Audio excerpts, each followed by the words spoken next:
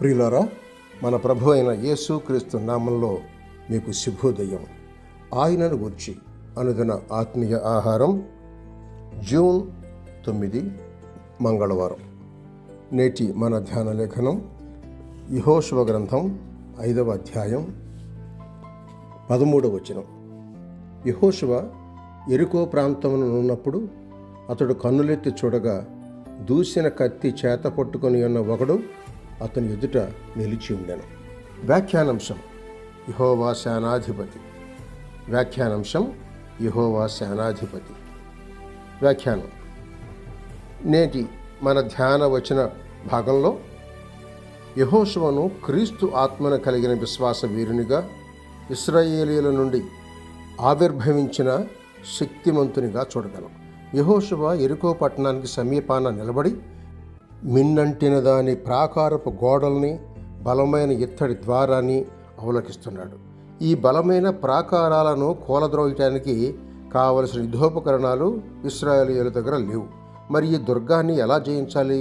మానవరీత్యా దీనికి వేలాది అవరోధాలు ఉన్నాయి. అయితే యెహోషువ కేవలం దేవుని యందు విశ్వాసంతో విజయం తట్టు తన దృష్టిని సారిస్తూ ఉన్నాడు. ఆనాడు సంచారపు జాతి అయిన ఇశ్రాయేలీయులకు యెరికో ప్రాకారాలు ఎలా అవరోధంగా నిలిచాయో, ఇప్పుడు మనకు ఇహలోకపు శక్తులు కూడా అలాగే అవరోధాలుగా ఉన్నాయి. మానవ రీతిని వాటి ముందు మనం నిర్వీర్యులమే, కానీ దైవశక్తికి అసాధ్యమైనది ఏది లేదు కదా. యెహోషువ కన్నులెత్తి చూడగా దూసిన కత్తి చేత పట్టుకుని ఉన్న ఒకడు అతని ఎదుట నిలిచి ఉండెను. ఇక్కడ యెహోషువకు దేవుని ప్రత్యక్షత ఉంది. అతడు ఇక యెరికో ప్రాకారం తట్టు తన దృష్టి మరల్చలేదు. తన సహజ శౌర్యంతో ఆ నూతన వ్యక్తిని నీవెవరువు అని సవాలు చేస్తున్నాడు.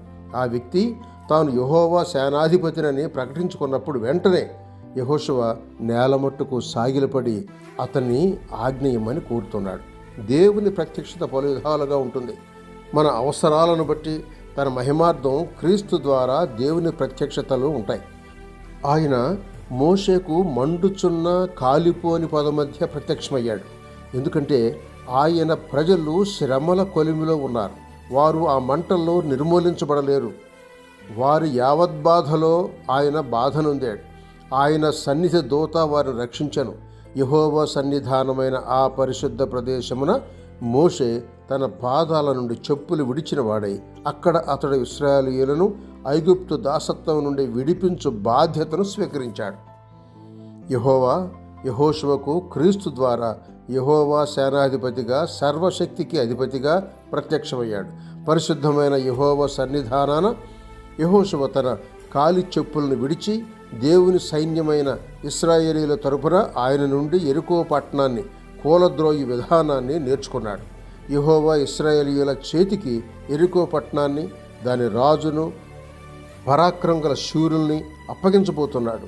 సమాచారం వింటూ ఉన్నాడు.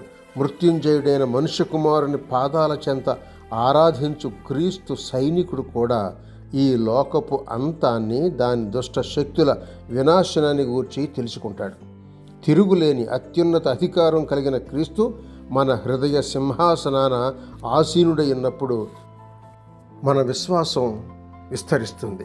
ఎఫెసీ పత్రిక 6వ అధ్యాయం 10వ వచనంలో ఉన్నట్టుగా ప్రభు యొక్క మహాశక్తిని బట్టి బలవంతుడై ఉండుడి అనే ధైర్యవచనాన్ని మనం ఆలకిస్తాం. శుభములతో వందనాలు.